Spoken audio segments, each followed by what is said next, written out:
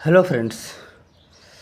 अक्सर हमारे साथ ऐसा होता है कि हम यूपीआई पेमेंट कहीं कर रहे होते हैं और जल्दबाजी में हम कोई रॉन्ग अकाउंट नंबर डाल देते हैं या रॉन्ग मोबाइल नंबर डाल देते हैं या रॉन्ग नाम चुन लेते हैं या रॉन्ग यूपीआई आईडी डाल देते हैं।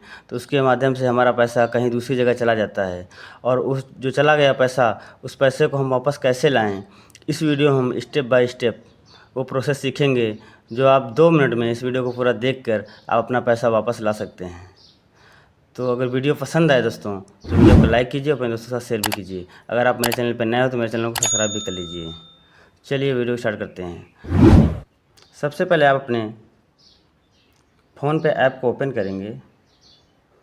फ़ोन पे ऐप ओपन करने में इस प्रकार का इंटरफेस आएगा। उसके बाद आपको साइड पे दिख रहा है हिस्ट्री का ऑप्शन, हिस्ट्री के ऑप्शन पे क्लिक करेंगे।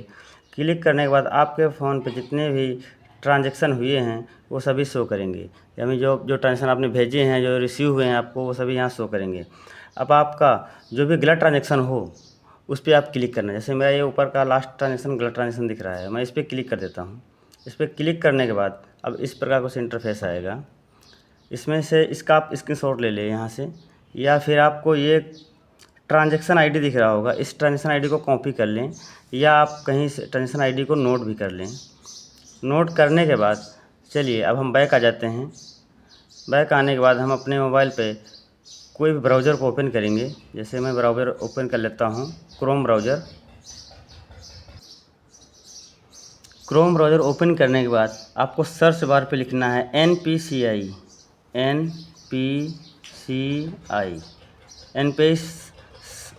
डाल के सर्च कर देना है।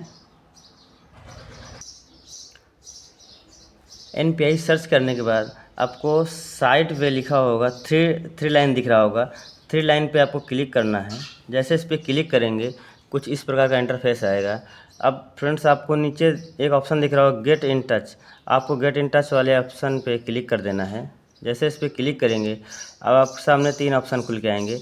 अब आपको इसमें से यूपीआई कंप्लेन वाले ऑप्शन पे क्लिक करना है। ध्यान से देखिए, यहाँ से आप यूपीआई कंप्लेन वाले ऑप्शन पे क्लिक करेंगे। जैसे हम यूपीआई कंप्लेन वाले ऑप्शन पे क्लिक कर देता हूँ। क्लिक करने के बाद आप कुछ इस प्रकार का पेज ओपन होके आएगा। अब इसको थोड़ा सा नीचे स्क्रॉल डाउन करेंगे। स्क्रॉल डाउन करने के बाद अब नीचे आपको ऑप्शन दिख रहा होगा कंप्लेन का, कंप्लेन के जस्ट नीचे लिखा होगा ट्रांजैक्शन, आपको ट्रांजैक्शन वाले ऑप्शन पे क्लिक कर देना है।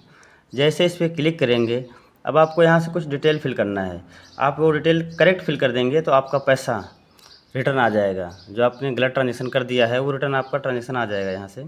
तो चलिए हम कुछ डिटेल डाल लेते हैं। तो ऊपर क्या लिखा हुआ है, नेचर ऑफ ट्रांजेक्शन, आपको इस पर क्लिक करना है। इस पर क्लिक करने के बाद अब आपको यहाँ से 2 ऑप्शन मिलेंगे, पर्सन टू पर्सन और पर्सन टू मर्चेंट। तो अगर आप ना किसी सामान्य व्यक्ति को पैसे भेजे हैं या मोबाइल नंबर पे, अकाउंट नंबर पे, तो आप पर्सन टू पर्सन सेलेक्ट कर लीजिएगा। अगर आपने नीचे जो ऑप्शन दिख रहा है पर्सन टू मर्चेंट, अगर आपने किसी व्यापारी को पैसे भेजे हैं, किसी बिजनेसमैन को पैसे भेजे हैं, तो आपको नीचे पर्सन टू मर्चेंट सेलेक्ट करना होगा। चलिए मैं यहाँ से पर्सन टू पर्सन सेलेक्ट कर लेता हूँ। सेलेक्ट करने के बाद अब आपको नीचे आएगा इशू का एक ऑप्शन।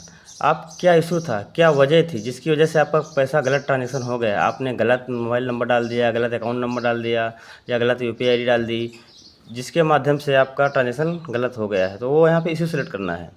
इशू सेलेक्ट करने के लिए हमें क्या करना होगा, सिंपली इसी पे क्लिक करना है। क्लिक करने के बाद यहाँ से बहुत सारे इशू दिखे जाएंगे, आपका जो भी इशू हो वो डाल लेना।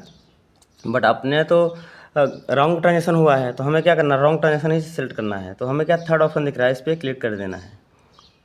थर्ड ऑप्शन जो दिख रहा था इस पर हमने क्लिक कर दिया हूँ। थर्ड ऑप्शन पे क्या लिखा हुआ है, इनकरेक्टली ट्रांसफरेड टू अनदर अकाउंट, आपको यही सेलेक्ट कर लेना है थर्ड ऑप्शन। सेलेक्ट करने के बाद अब नीचे कमेंट लिखा हुआ है। अब कमेंट में कुछ डालना होगा आपको, यहाँ से 500 वर्ड तक कुछ भी लिख सकते हैं कमेंट में। तो आप सिंपली यहाँ पे क्या लिख देंगे, रॉन्ग ट्रांजेक्शन। आपका रॉन्ग ट्रांजेक्शन हुआ है तो सिंपली रॉन्ग ट्रांजेक्शन डाल देना है। तो हम चलिए यहाँ पे रॉन्ग ट्रांजेक्शन भर लेते हैं।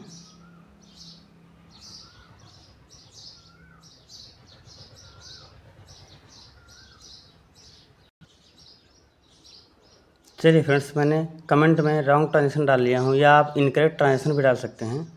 इसको डालने के बाद अब आप नीचे स्क्रॉल डाउन करेंगे तो आपको नीचे मिलेगा ट्रांजेक्शन आईडी। अभी आपको यहाँ से ट्रांजेक्शन आईडी डालना है, जो आपने ट्रांजेक्शन आईडी फ़ोन पे से, अभी मैंने आपको पहले वीडियो के स्टार्ट में बताया था, ट्रांजेक्शन आईडी को स्क्रीनशॉट ले लें, या आप ट्रांजेक्शन आईडी नोट कर लें, या आप कॉपी कर लें। तो चलिए यहाँ ट्रांजेक्शन आईडी डाल देते हैं। चलिए मैं फिर से आपको ट्रांजेक्शन आईडी क्या होता है और कहाँ से निकालना है बता देता हूँ। चलिए बैक आ जाता हूँ। बैक आने के बाद अब आप अपने फ़ोन पे ऐप को ओपन कर लेंगे। ओपन करने के बाद ट्रांजेक्शन आईडी जो आपका जो भी ट्रांजेक्शन आपने किया था, जैसे ये मेरा ट्रांजेक्शन टॉप वाला था, इस पर क्लिक करेंगे और ये ट्रांसफ़र डिटेल के नीचे आपको ट्रांजेक्शन आईडी दिख जाता होगा, ये ट्रांजेक्शन आईडी दिख रहा होगा। इसको आप यहाँ से कॉपी कर लेंगे। कॉपी करने के बाद आपको वापस बैक पेज पे आ जाना है और यहाँ पे ट्रांजेक्शन आईडी पेस्ट कर देना है। चलिए मैंने ट्रांजेक्शन आईडी यहाँ पेस्ट कर दिया हूँ।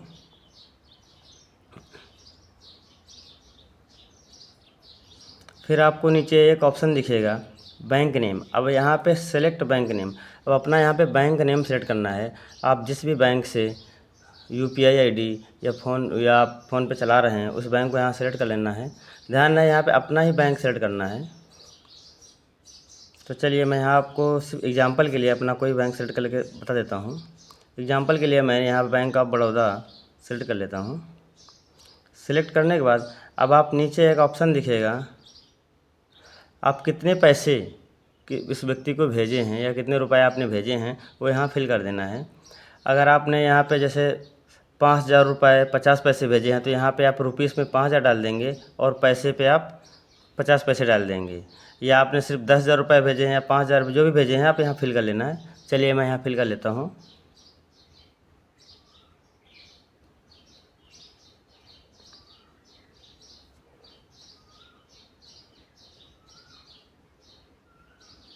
यहाँ पे मैंने 1,000 रुपये भेजे थे, 1,000 रुपये मैं फिल कर लिया हूँ।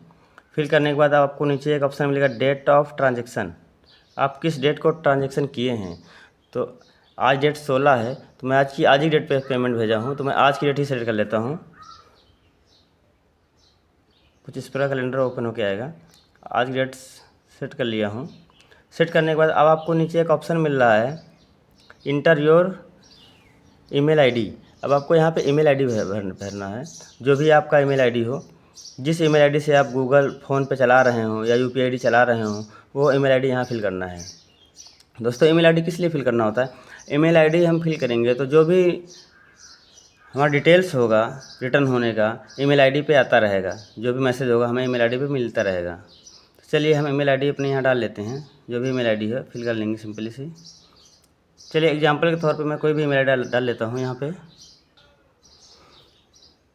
फ्रेंड्स यहाँ ईमेल आईडी अपनी करेक्ट ईमेल आईडी डालना है और जो भी यहाँ डिटेल मांगा जा रहा है वो अपना डिटेल करेक्ट ही भरना है, तभी आपका पैसा रिटर्न आएगा। अगर आप इनकरेक्ट डिटेल डालते हैं तो आपका पैसा रिटर्न नहीं आएगा।